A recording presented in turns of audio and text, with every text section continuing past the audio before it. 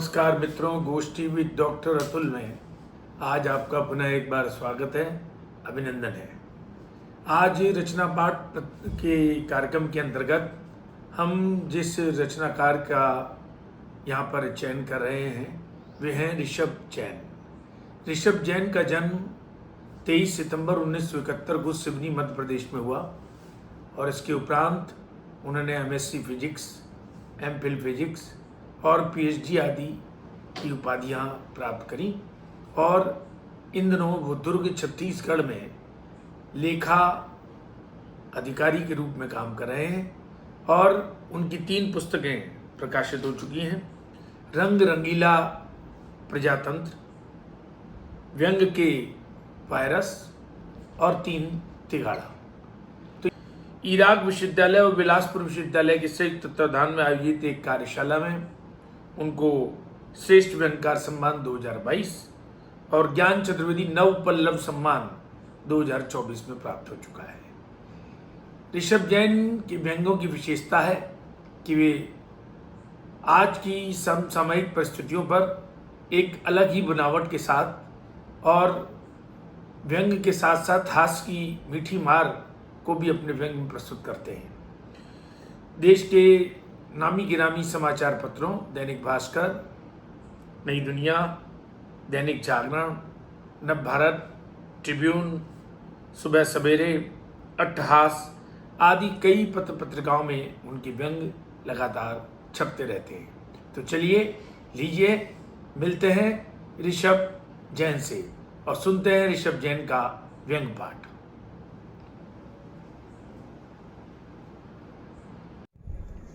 नमस्कार दोस्तों, व्यंग का शीर्षक है कवि, कविता और गुण के शेयर। एक था कवि कविता लिखता और उसको व्हाट्सएप और फेसबुक पर डाल देता। कवि के दोस्त वाहवाही करते। ढेर सारे दोस्त थे कवि के पास, एक ग्रुप में 150-200 और ऐसे दसियों ग्रुप। अब सोशल मीडिया में दोस्तों की कमी थोड़े ही होती है। यह सिलसिला महीनों चलता रहा। फिर एक दिन कवि ने कविता की किताब प्रकाशित करा ली। कवि अपनी किताब की सफलता के प्रति पूर्णतः आश्वस्त था। वह सपने देखता था कि उसकी किताब बेस्ट सेलर बन गई है, उसके संस्करण पर संस्करण निकल रहे हैं। कवि का उत्साह स्वाभाविक था। उसके पास ढेर सारे वाहवाही करने वाले जो थे। लेकिन जब किताब आई तो वह बुरी तरह से फ्लॉप हो गई। कवि सबको फ्लिपकार्ट और अमेजन की लिंक शेयर करते करते थक गया, पर किसी ने उसकी कविता की किताब नहीं खरीदी। दरअसल कवि के साथ एक दुर्घटना घटित हो गई। जिस समय उसकी कविता की किताब आई उसी समय गुड़ बनाने वाली एक कंपनी ने अपने शेयरों का IPO बाजार में उतार दिया। कहने को तो यह संयोग था, लेकिन कवि के लिए दुर्योग हो गया। जिसके पास जितने पैसे थे उससे उसने गुड़ के शेयर खरीद लिए। फिर फालतू की चीज़ कोई काहे खरीदे। कवि दुखी हुआ। उसकी कविता को मीठा कहते नहीं थकते थे सब। यह जालिम जमाना मीठे गुड़ के शेयर तो खरीद सकता है, लेकिन मीठी कविता की किताब नहीं। वह बहुत दुखी था। तो अवसादग्रस्त कवि अपने आध्यात्मिक गुरु के पास पहुंचा। गुरु ने गुड़ के शेयर की ओर भागते जनमानस का सुना तो उनके मुख से माखी गुड़ में गड़ी रहे, पंख रहे लिपटाए वाले प्रवचन प्रस्फुटित होने लगे। कवि ने सोचा, शेयरों का दीवाना यह जमाना, कबीर की कविता भी काहे सुनने लगा। वह वहाँ से निकल गया। वहाँ से कवि अपने साहित्यिक गुरु के पास पहुँचा। गुरु कवि को देखकर प्रसन्न हुए। उन्होंने उसे बहुत प्रेम से बिठाया। गुरु ने कवि को गुड़ के लड्डू खिलाए। उन्होंने उससे गुड़ के लड्डू के गुड़ की गुणवत्ता के विषय में चर्चा की।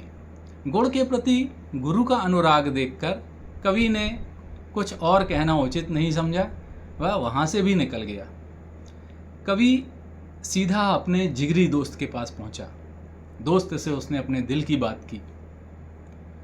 दोस्त ने उसे समझाया कि देख भाई, तेरी कविता मीठी अवश्य होती है, लेकिन मधुमेह का मारा यह ज़माना अब हेल्थ कॉन्शियस हो गया है और वह मीठी चीज़ों से परहेज करने लगा है।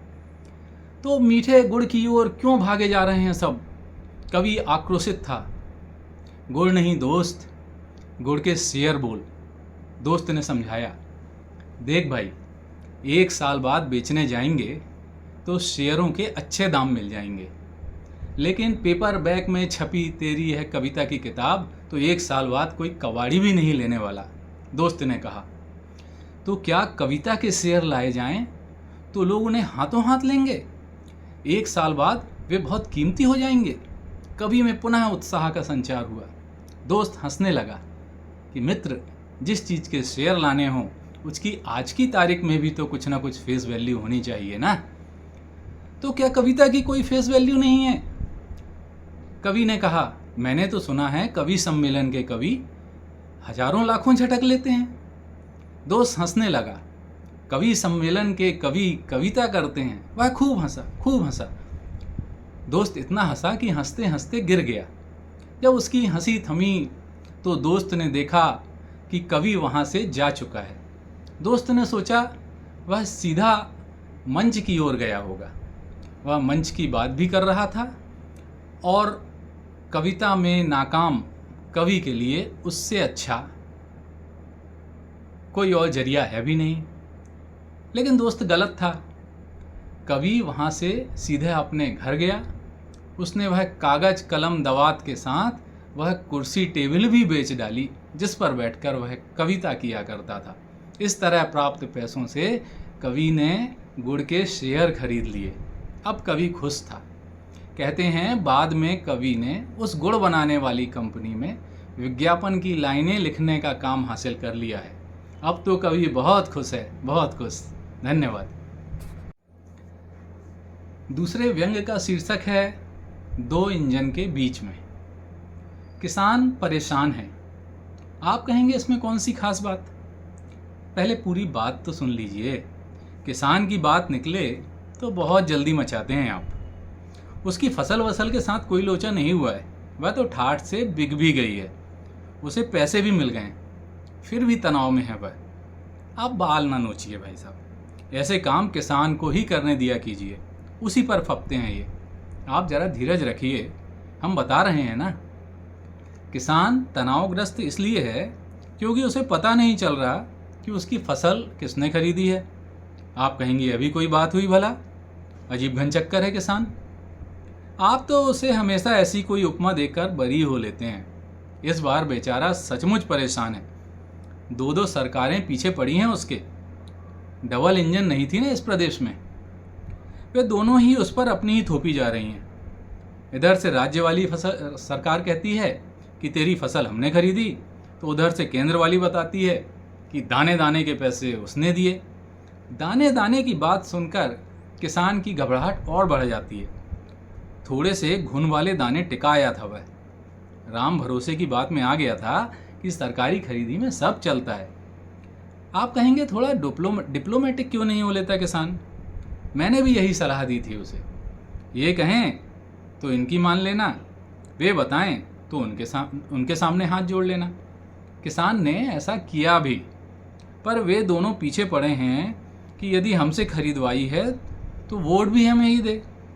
2 इंजन के बीच में साबुत बचा ना कोई जैसा फंसा हुआ है किसान बेचारा। वह बेचारा तो अपना वोट उन दोनों के बीच आधा आधा बांटने को भी तैयार है। वोट से ज़्यादा मोह नहीं रखता किसान। जैसे एक दिन दूसरे को दे देना है, उससे क्या तो मोह रखना। बांट कर सुलह कराने के मामले में तो उसे खानदानी महारत हासिल है।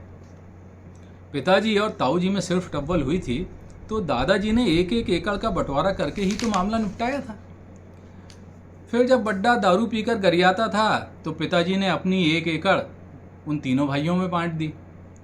जमीन का तो फिर भी मुश्किल है, पर वोट बांटने में तो कोई दिक्कत नहीं। किसान की चले तो ईवीएम में दोनों का बटन दबाकर आ जाए। इस बीच यदि सरपंच जी भपका दें तो एक बटन उसकी पार्टी का भी दबाए, पर किसान डरता है। ऐसा करने से चुनाव कराने वाले साहब मिलकर उसकी सुताई ना कर दें। डरपोक तो है किसान। निर्भीक होता तो धान खरीदने वाले बाबू से ही नहीं पूछ लेता कि भैया तुम केंद्र वाले हो कि राज्य वाले। वह क्या करे, धान लेकर जाता है तो बाबू साहब ऐसी चिड़चिड़ मचाते हैं कि पूछने की हिम्मत नहीं होती। ऑफिस में इतने सारे बिल पेंडिंग है, कहाँ इन भिखमंगों की बेगारी में फंस गया। जब वे बड़बड़ाते हैं तो सहम जाता है किसान। वैसे गलती किसान की भी है। जब से आँख खुली है बस हल बख्खर पेले पड़ा है। थोड़ा पढ़ लिख लिया होता तो और बात होती। देश का संघीय ढांचा, वित्त आयोग कुछ तो भी नहीं जानता वह। गधा है साला ने एक नंबर का। जीवन में एक ही चीज़ सीखी है उसने, केंद्र दे तो केंद्र से ले लो और राज्य दे तो उनसे सोई झटक लो। दोनों एक साथ आ गए तो मुंह बाए खड़ा हो गया है मूर्खों की घाई। जीवन भर फसल के कीटों को मारता रहा और विपदा आई तो खुद मर गया। बस इससे ज़्यादा कुछ करना नहीं आया किसान को। इस बार सचमुच आफत आई है। थोड़ा हिसाब किताब सीखा होता तो विनियोग लेखे, वित्त लेखे देखकर बता देता कि उसके धान का असली खरीदार कौन है। अब खुद अंगूठा छाप बने रहे हो तो भुगतो भी खुद ही। किसान धान खरीदी के सवाल से ही नहीं निकल पा रहा और आगे उसे स्वास्थ्य बीमा किसने कराया, आवास किसने बनाया इत्यादि मसलों को भी झेलना है। देखना वह अपना वोट कहीं भी दे आएगा। वोट की फिक्र है भी नहीं उसे, देने की चीज है कोई भी ले जाए। धन्यवाद।